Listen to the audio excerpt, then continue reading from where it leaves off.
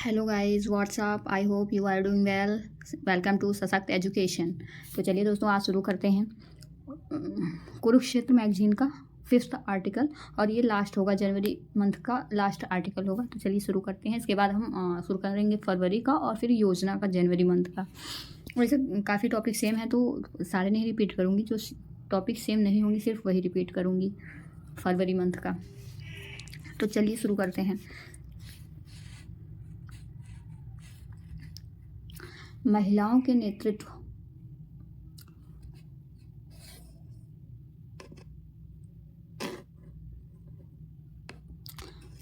नेतृत्व वाले स्टार्टअप्स को प्रोत्साहन।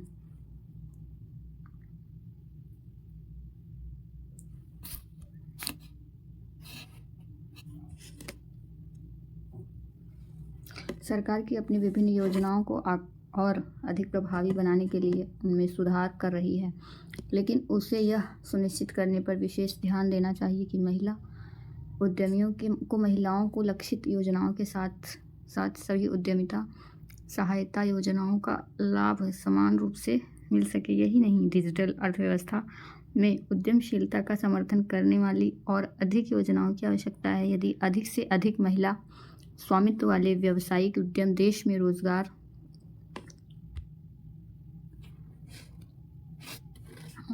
उद्यम सहायता योजनाओं का लाभ समान रूप से मिल सके। यही नहीं, डिजिटल अर्थव्यवस्था में उद्यमशीलता का समर्थन करने वाली और अधिक योजनाओं की आवश्यकता है।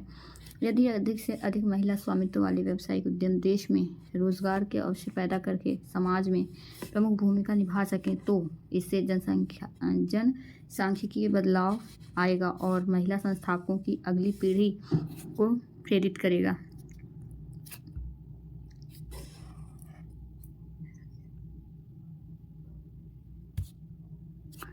देश में नवाचार और स्टार्टअप के विकास के लिए अनुकूल माहौल को बढ़ावा देने के लिए प्रधानमंत्री नरेंद्र मोदी के नेतृत्व वाली सरकार द्वारा 2016 में स्टार्टअप इंडिया पहल शुरू की गई थी।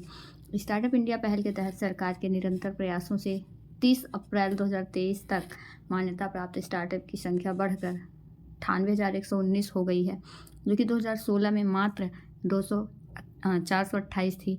इस दौरान मान्यता प्राप्त स्टार्टअप की संख्या में चक्रवृद्धि वार्षिक वृद्धि दर, वैसे इसमें डेटा बहुत ज़्यादा है, डेटा याद करने की इतनी ज़रूरत नहीं है, बट हाँ आप पढ़ने के लिए पढ़ सकते हो। आंसर राइटिंग में अगर डेटा कहीं मेंशन करते हो ना, वो बहुत ही अच्छा प्रभाव डालता है, बट उतना डेटा याद नहीं होता है, वो बात अलग है।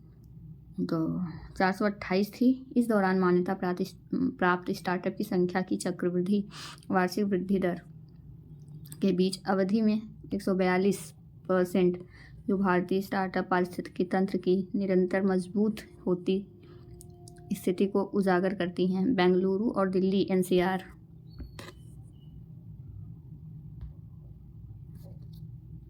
जैसे मेट्रो शहरों को भारत के स्टार्टअप हॉटस्पॉट के रूप में जाना जाता है। आज देश के हर राज्य और केंद्र शासित प्रदेश में फैले 80% से अधिक जिलों में मान्यता प्राप्त स्टार्टअप्स हैं।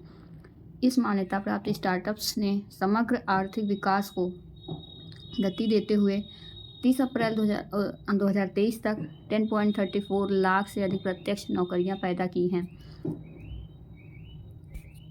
स्टार्टअप इंडिया पहल का उद्देश्य भारत की स्टार्टअप संस्कृति को बढ़ावा देने के लिए एक मजबूत पारिस्थितिकी तंत्र का निर्माण करना है, जो हमारे आर्थिक विकास को आगे बढ़ाएगा, उद्यमिता का समर्थन करेगा और बड़े पैमाने पर रोजगार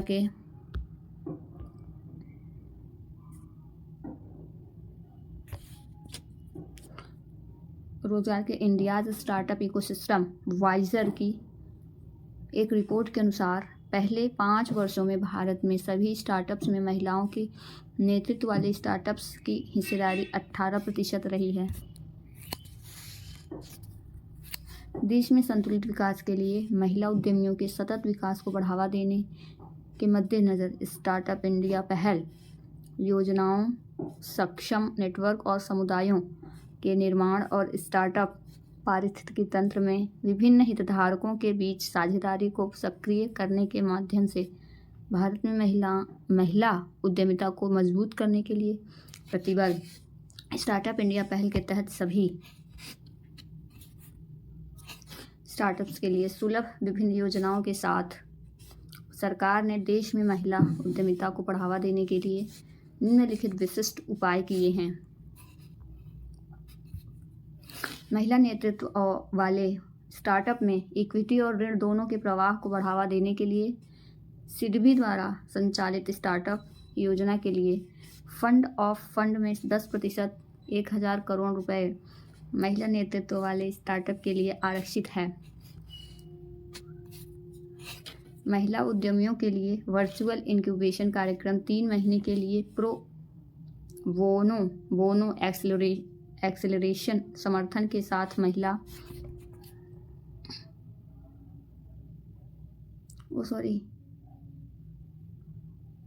इसको मैंने नहीं पढ़ा। अवसरों का निर्माण अवसरों को सक्षम करेगा। नीतियों और पहलों के माध्यम से महिला उद्यमियों को सुविधा प्रदान करने पर भी ध्यान केंद्रित किया गया। सक्षम नेटवर्क का निर्माण। इन नीतियों के परिणाम उद्यमियों के रूप में महिलाओं की बढ़ती उपस्थिति में देखे जा सकते हैं। महिला संस्थापकों के नेतृत्व वाले स्टार्टअप की संख्या 2017 में महिला संस्थापकों के नेतृत्व वाले स्टार्टअप की संख्या 2017 में 6000 के मुकाबले 2022 में 80,000 तक पहुंच गई, जो कि 1233% की भारी वृद्धि हुई। महिलाओं के नेतृत्व वाले स्टार्टअप के लिए वीसी फंड की हिस्सेदारी 2017 11% के मुकाबले 2022 में 20% हो गई। भारत में कुल DPIIT मान्यता प्राप्त स्टार्टअप में से लगभग 47% कम से कम एक महिला निदेशक है। 2022 में यूनिकॉर्न बनने वाले 105 स्टार्टअप में से 17% महिला नेतृत्व वाले स्टार्टअप थे। एक हालिया अध्ययन के अनुसार पिछले 10 वर्षों में महिला नेतृत्व वाली कंपनियों ने निवेश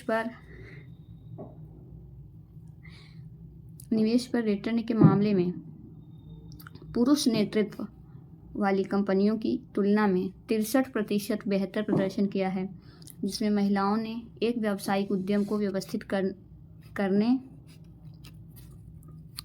करने और प्रबंधित करने की अद्वितीय इच्छा और क्षमता दिखाई है। वुमेन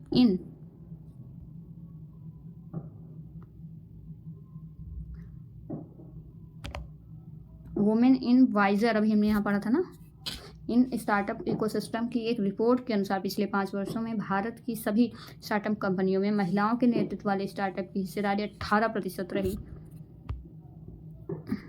ये डेटा आप यूज़ कर सकते हो। महिलाओं के नेतृत्व वाले स्टार्टअप 18% रही। ये डेटा आप कहीं यूज़ कर सकते हो आंसर राइटिंग में, और हो सकता है ये स्टेटमेंट बेस्ड कहीं आपके एग्जाम में भी आ जाए, प्रीलिम्स वगैरह में। देश में संतुलित विकास के लिए महिला उद्यमियों के सतत विकास को बढ़ावा देने के मद्देनज़र स्टार्टअप इंडिया पहल योजनाओं, सक्षम नेटवर्क और समुदायों के निर्माण और स्टार्टअप पारिस्थितिकी तंत्र में विभिन्न हितधारकों के बीच साझेदारी को सक्रिय करने के माध्यम से भारत में महिला उद्यमिता को मजबूत करने के लिए प्रतिबद्ध हैं। स्टार्टअप इंडिया पहल के तहत सभी स्टार्टअप्स के लिए सुलभ विभिन्न योजनाओं के साथ सरकार ने देश में महिला उद्यमिता को बढ़ावा देने के लिए निम्नलिखित विशिष्ट उपाय किए हैं। महिला नेतृत्व वाले स्टार्टअप में इक्विटी और ऋण दोनों के प्रवाह को बढ़ावा देने के लिए सिडबी द्वारा संचालित स्टार्टअप योजना के लिए फंड ऑफ फंड 10% 1000 करोड़ रुपए महिला नेतृत्व वाले स्टार्टअप के लिए आरक्षित है। महिला उद्यमियों के लिए वर्चुअल इंक्यूबेशन कार्यक्रम 3 महीने के लिए प्रो बोनो एक्सेलरेशन समर्थन के साथ महिला नेतृत्व वाले 20 तकनीकी स्टार्टअप का समर्थन करने के लिए आयोजित किया गया। स्टार्टअप इंडिया पोर्टल पर महिला उद्यमियों को समर्पित एक वेब पेज डिज़ाइन किया गया। इस पेज में केंद्र और राज्य दोनों सरकारों द्वारा महिला उद्यमियों के लिए विभिन्न नीतिगत उपाय शामिल हैं। महिलाओं के लिए जागरूकता और क्षमता निर्माण कार्यशालाएं विभाग महिला उद्यमियों पर विशेष ध्यान देने के साथ विभिन्न कार्यशालाएं आयोजित करता है। कार्यशालाओं में विभिन्न विषयों पर विचार विमर्श शामिल हैं और सफल उद्यमी अपनी उद्यमशीलता यात्रा के अनुभव साझा करते हैं। आयोजित सत्रों में भाग लेने के लिए महत्वाकांक्षी महिला उद्यमियों और मौजूदा सफल महिला उद्यमियों को अपने अनुभव साझा करने के लिए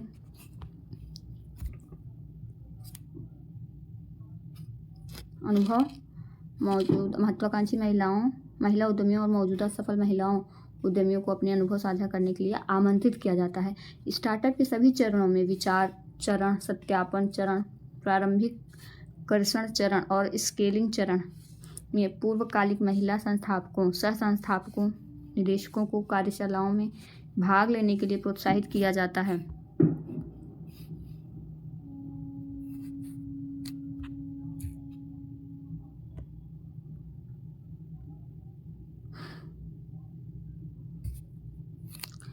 विंग इसका लक्ष्य प्रति वर्ष देश में 7,500 महिला उद्यमियों को मदद देना है।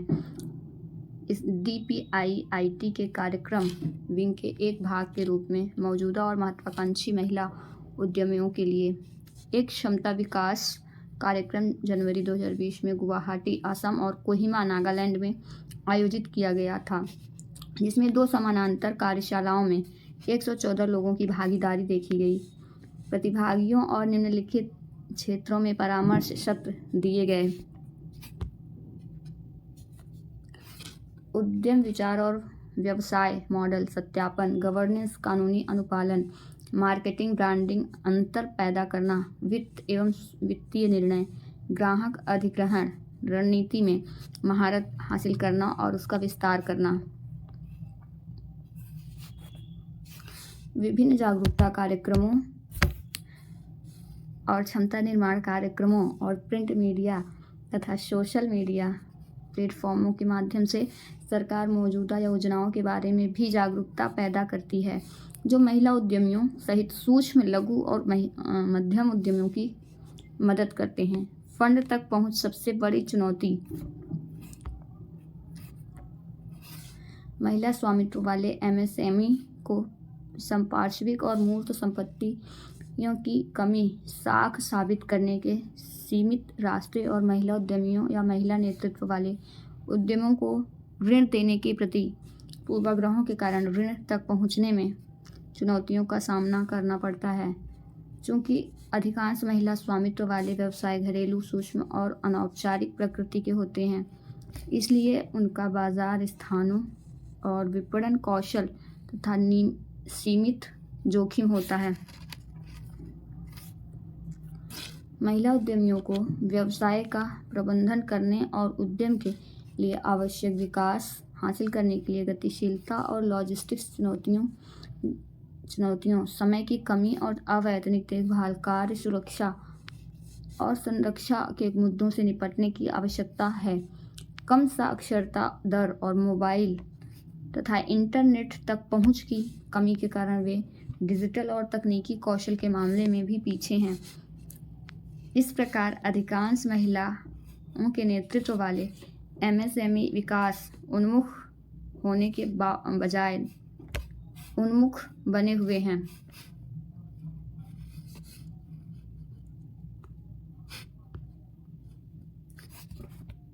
महिला कारीगर, बुनकर, शिल्पकार आदि इन ऋणों के लिए पात्र हैं। महिलाओं द्वारा चलाए जाने वाले अन्य छोटे और सूक्ष्म स्तर के व्यवसाय जो मुद्रा योजना के तहत ऋण प्राप्त कर सकते हैं, वे हैं फ़ोन रिपेयरिंग, ऑटो रिपेयरिंग, सिलाई, फोटोकॉपी, इलेक्ट्रॉनिक्स उपकरणों के लिए servicing centre, spa, beauty parlour सेवाएं। ऋण केवल एक गैर कॉरपोरेट, गैर कृषि आधारित व्यवसाय के लिए आवंटित किया जा सकता है, जिसका नेतृत्व और संचालन महिला उद्यमियों द्वारा किया जाता है। महिलाओं के लिए ऋण चुकाने की कुल अवधि अधिकतम 5 वर्ष और न्यूनतम 3 वर्ष है। महिलाओं के लिए मुद्रा योजना के तहत ऋण का उपयोग एक नया व्यवसाय स्थापित करने, मौजूदा व्यवसाय का विस्तार करने या नवीनतम तकनीक और उपकरणों के साथ मौजूदा व्यवसाय को आधुनिक बनाने के लिए किया जा सकता है। मुद्रा योजना के तहत ऋण लेने वाली महिलाओं के लिए आयु सीमा अधिकतम 18 वर्ष और अधिकतम 65 वर्ष है। 25 नवंबर 2022 तक प्रधानमंत्री मुद्रा योजना के लॉन्च के बाद 20.43 लाख करोड़ रुपए की राशि के लिए 37.76 करोड़ से अधिक ऋण स्वीकृत किए गए हैं, जिनमें से 70% से अधिक ऋण महिला उद्यमियों के स्वीकृत किए गए हैं। स्टैंड अप इंडिया योजना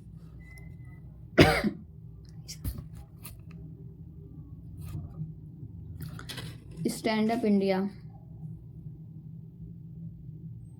महिला उद्यमी भारतीय लघु उद्योग विकास बैंक सिडबी द्वारा प्रस्तावित स्टैंड अप इंडिया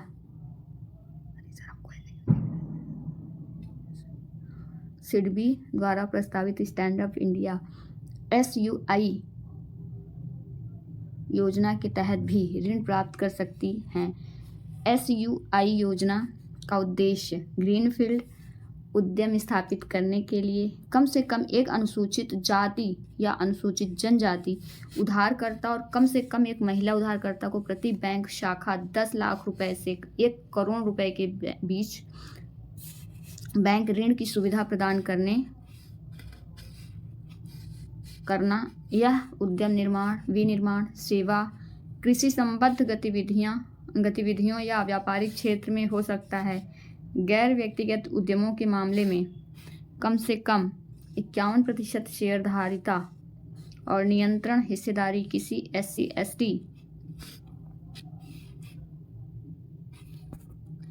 या महिला उद्यमी के पास होनी चाहिए। योजना के तहत ऋण केवल ग्रीनफील्ड परियोजनाओं के लिए उपलब्ध हैं, यानी विनिर्माण या सेवाओं या कृषि संबद्ध गतिविधियों या व्यापार क्षेत्र में लाभार्थी का पहला उद्यम। स्टैंड अप इंडिया योजना की शुरुआत के बाद से 1.58 लाख खातों में 35,886 करोड़ रुपए स्वीकृत किए गए हैं, जिनमें से 81% लाभार्थी महिलाएं हैं। ग्रामीण वंचित महिलाओं के लिए विशेष योजनाएं। ग्रामीण भारत में महिलाओं को अपना उद्यम स्थापित करते समय विभिन्न प्रकार की चुनौतियों का सामना करना पड़ता है। ये स्वीकार करते हुए सरकार ने कमजोर वर्ग की महिलाओं के लिए कुछ विशेष सहायक कार्यक्रम तैयार किए हैं। प्रमुख योजनाओं में से एक सूक्ष्म, लघु और मध्यम उद्यम मंत्रालय द्वारा कार्यान्वित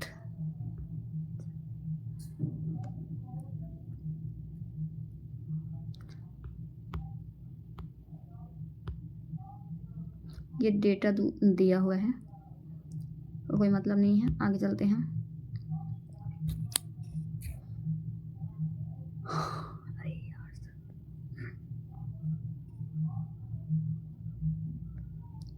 कौशल उन्नयन और महिला कायर योजना है। कायर उद्योग में लगी महिला कारीगरों के कौशल विकास के उद्देश्य से ये विशेष प्रशिक्षण कार्यक्रम तैयार किया गया है। इस कार्यक्रम के माध्यम से कायर स्पिनिंग का 2 महीने का शिक्षण दिया जाता है। इस प्रशिक्षण से गुजरने वाले उम्मीदवारों को 3,000 रुपये महीना का वजीफा दिया जाता है। योजना के तहत प्रशिक्षित कारीगरों को कायर इकाइयाँ स्थापित करने के लिए प्रधानमंत्री रोजगार सृजन कार्यक्रम योजना के माध्यम से सहायता प्राप्त करने के लिए प्रोत्साहित किया जाता है। MCY के तहत कायर बोर्ड कायर फाइबर का उत्पादन करने वाले क्षेत्रों में ग्रामीण महिला कारीगरों को मोटर चालित पारंपरिक रट की 75% लागत एक मुफ्त सब्सिडी के रूप में प्रदान करता है, जो मोटर चालित रट के मामले में 7,500 रुपये और मोटर चालित पारंपरिक और इलेक्ट्रॉनिक रट के लिए 3,200 रुपये तक सीमित है। महिला समृद्धि योजना सामाजिक न्याय और अधिकारिता मंत्रालय के तहत राष्ट्रीय अनुसूचित जाति वित्त और विकास निगम महिला समृद्धि योजना के माध्यम से अनुसूचित जाति की महिलाओं को वित्तीय सहायता प्रदान करता है। यह महिलाओं के लिए ब्याज में छूट के साथ एक माइक्रो फाइनेंस योजना है। सरकारी मानदंडों के अनुसार पिछड़े वर्ग की ऐसी महिलाओं को 1,40,000 रुपये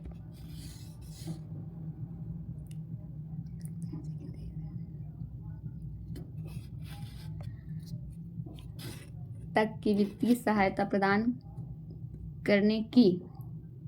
की जाती है, जिनकी पारिवारिक आय प्रति 3 लाख रुपए से कम है। वित्तीय सहायता प्रदान की जाती है जिनकी पारिवारिक आय प्रति वर्ष 3 लाख रुपए से कम है। स्वरोजगार ऋण योजना क्रेडिट लाइन 1 महिला समृद्धि योजना के तहत लगभग 20 महिलाओं के समूह को किसी भी उपयुक्त महिला अनुकूल शिल्प गतिविधि में प्रशिक्षण दिया जाता है। प्रशिक्षण के दौरान ही समूह को स्वयं सहायता समूह में बदल दिया जाता है और प्रशिक्षण के बाद राष्ट्रीय अल्पसंख्यक विकास और वित्त निगम द्वारा गठित SHG के सदस्यों को सूक्ष्म ऋण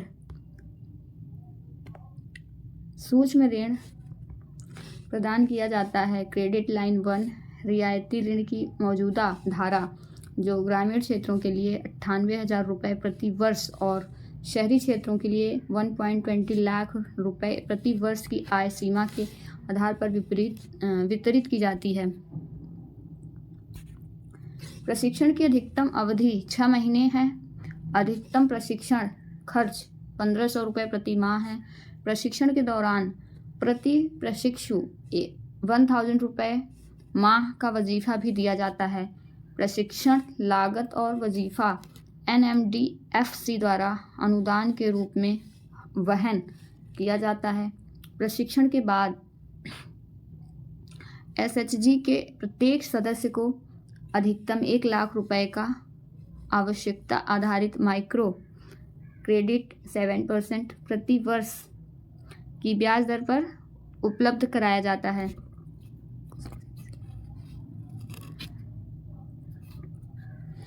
महिला उद्यमिता विकास योजना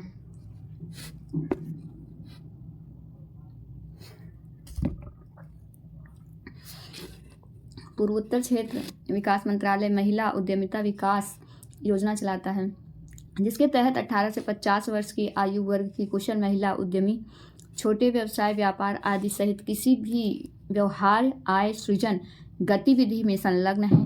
व्यावसायिक उद्यम शुरू करने के लिए अधिकतम 1 करोड़ रुपए तक की वित्तीय सहायता प्रदान की जाती है।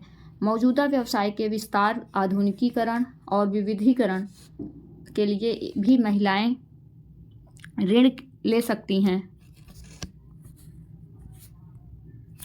महिलाओं के बीच उद्यमशीलता को प्रोत्साहित करने के लिए सूक्ष्म, लघु और मध्यम उद्यम मंत्रालय विभिन्न योजनाएं लागू करता है। मंत्रालय प्रधानमंत्री रोजगार सृजन कार्यक्रम लागू करता है, जो एक प्रमुख क्रेडिट लिंक्ड सब्सिडी कार्यक्रम है, जिसका उद्देश्य पारंपरिक कारीगरों और ग्रामीण शहरी बेरोजगार युवाओं की मदद करके गैर कृषि क्षेत्र में सूक्ष्म उद्यमों की स्थापना के माध्यम से स्वरोजगार के अवसर पैदा करना है। विशेष श्रेणियों जैसे अनुसूचित जाति, अनुसूचित जनजाति, OBC, अल्पसंख्यक महिलाएं, पूर्व सैनिक, शारीरिक रूप से विकलांग, NER, पहाड़ी और सीमावर्ती क्षेत्रों आदि से संबंधित लाभार्थी के लिए उच्च सब्सिडी दी जाती है। सूक्ष्म और लघु उद्यमों के लिए credit guarantee fund trust CGTMSE, जिसे MSME एमएसएमई मंत्रालय भारत सरकार द्वारा लघु उद्योग विकास बैंक ऑफ इंडिया द्वारा संयुक्त रूप से स्थापित किया गया था, ने महिलाओं के लिए ऋण की गारंटी कवरेज की सीमा को 85% तक बढ़ा दिया है। महिला उद्यमियों को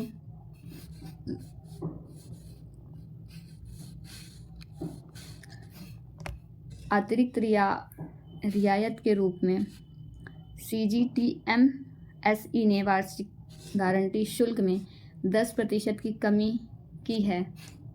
व्यापार संबंधी उद्यमिता विकास और सहायता ट्रेड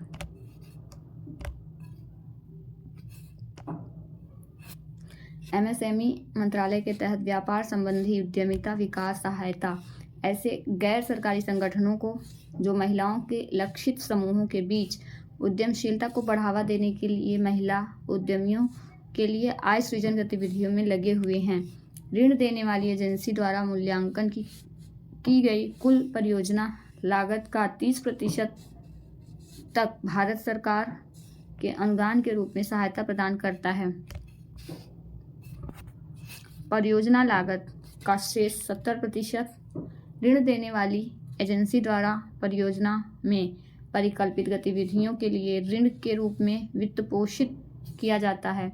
गैर सरकारी संगठन महिलाओं की सहायता के लिए अपनी क्षमता निर्माण के अलावा प्रशिक्षण, परामर्श, लाभार्थियों की ओर से विपणन के लिए, गठजोड़ आदि के लिए अनुदान का उपयोग कर सकते हैं। इस योजना के तहत पहचानी गई महिला लाभार्थियों के सशक्तिकरण के लिए प्रशिक्षण कार्यक्रम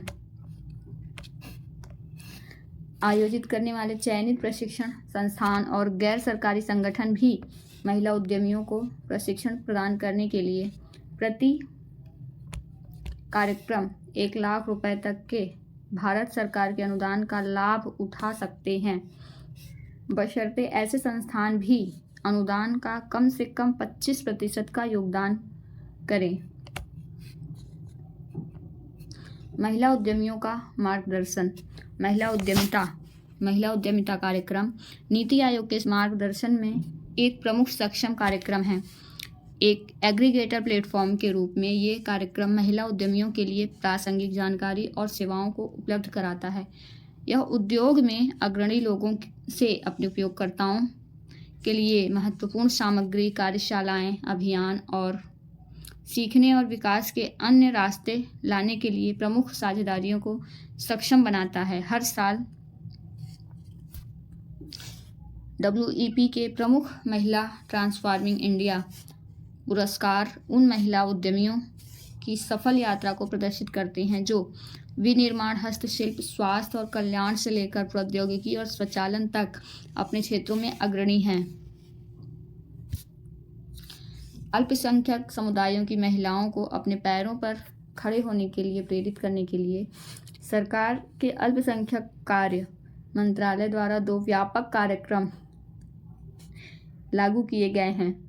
सबसे पहले अल्पसंख्यक महिलाओं के नेतृत्व विकास के लिए नई रोशनी योजना है, जिसका उद्देश्य सभी स्तरों पर सरकारी प्रणालियों, बैंकों और अन्य संस्थानों के साथ बातचीत करने के लिए ज्ञान, उपकरण और तकनीक प्रदान करके एक ही गांव इलाके में रहने वाले अन्य समुदायों के उनके पड़ोसियों सहित अल्पसंख्यक महिलाओं को सशक्त बनाना और उनके आत्मविश्वास पैदा करना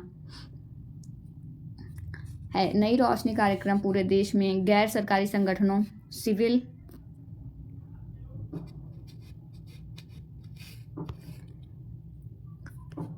सोसाइटी और सरकारी संस्थाओं की मदद से चलाया जाता है। इसमें महिलाओं का नेतृत्व, शैक्षिक कार्यक्रम, स्वास्थ्य और स्वच्छता, स्वच्छ भारत, वित्तीय साक्षरता, जीवन कौशल, महिलाओं के कानूनी अधिकार, डिजिटल साक्षरता और सामाजिक और व्यवहारिक परिवर्तन की वकालत जैसे विभिन्न प्रशिक्षण मॉड्यूल शामिल हैं। सार्वजनिक क्षेत्र के बैंकों की विशेष योजनाएं। महिलाओं के नेतृत्व वाले स्टार्टअप्स के लिए केंद्र सरकार की योजनाओं के अलावा कई सार्वजनिक क्षेत्र के बैंक जैसे भारतीय स्टेट बैंक, स्त्री शक्ति योजना, Punjab national bank, PNB Mahila Udyami, Central Bank of India, Cent Kalyani और देना शक्ति योजना ने महिला उद्यमियों के लिए अपने स्वयं के सूक्ष्म उद्यम स्थापित करने या विनिर्माण और सेवा क्षेत्रों के मौजूदा इकाइयों के विस्तार, आधुनिकीकरण या प्रौद्योगिकी उन्नयन या कार्यशील पूंजी की जरूरतों के लिए रियायती वित्तपोषण विकल्प भी शुरू किए हैं। आगे की राह। राष्ट्रीय नमूना सर्वेक्षण 73वें दौर की रिपोर्ट के अनुसार कुल अनिगमित गैर कृषि स्वामित्व उद्यमों में से 19.5% का स्वामित्व महिलाओं के पास था, जिसमें 22 से 27 मिलियन लोग कार्यरत थे। नीति आयोग की वेबसाइट पर भारत में महिला उद्यमियों को सरकारी सहायता डिकोडिंग रिपोर्ट के अनुसार भारत में महिलाओं का आर्थिक योगदान सकल घरेलू उत्पाद का 17% है। ग्रामीण भारत में महिलाओं के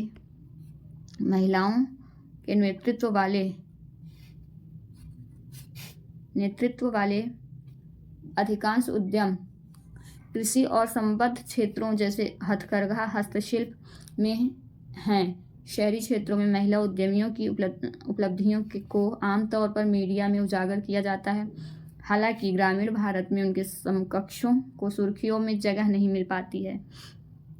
भले ही सरकार अपनी विभिन्न योजनाओं को और अधिक प्रभावी बनाने के लिए उनमें सुधार कर रही है, लेकिन उसे यह सुनिश्चित करने पर विशेष ध्यान देना चाहिए कि महिलाओं को लक्षित योजनाओं के साथ साथ सभी उद्यमिता सहायता योजनाओं का लाभ समान रूप से मिल सके। यही नहीं, डिजिटल अर्थव्यवस्था में उद्यमशीलता का समर्थन करने वाली और अधिक योजनाओं की आवश्यकता है। साथ ही प्रौद्योगिकी उन्नयन, गुणवत्ता मूल्यांकन समर्थन, बौद्धिक संपदा अधिकार, विपणन अवसंरचना, बाजार पहुंच, इंक्यूबेशन सुविधा, कौशल प्रशिक्षण, क्षमता निर्माण आदि के रूप में योजनाओं के तहत गैर वित्तीय सहायता भी खास तौर से महिलाओं के लिए समान रूप से उपलब्ध होनी चाहिए। यदि अधिक से अधिक महिला स्वामित्व वाले व्यावसायिक उद्यम देश में रोजगार के अवसर पैदा करके समाज में प्रमुख भूमिका निभा सकें तो इससे जनसांख्यिकी बदलाव आएगा और महिला संस्थापकों की अगली पीढ़ी को प्रेरित करेगा। तो दोस्तों, ये आर्टिकल यहाँ पे समाप्त होता है। प्लीज़ चैनल को लाइक करिएगा, आर्टिकल को लाइक करिएगा, सब्सक्राइब करिएगा, चैनल को शेयर करिएगा। तो चलिए अब वीडियो को यहीं पे समाप्त करते हैं और नेक्स्ट फरवरी मंथ का कुरुक्षेत्र का मैगजीन कवर करेंगे अगले चैप्टर से। ठीक है।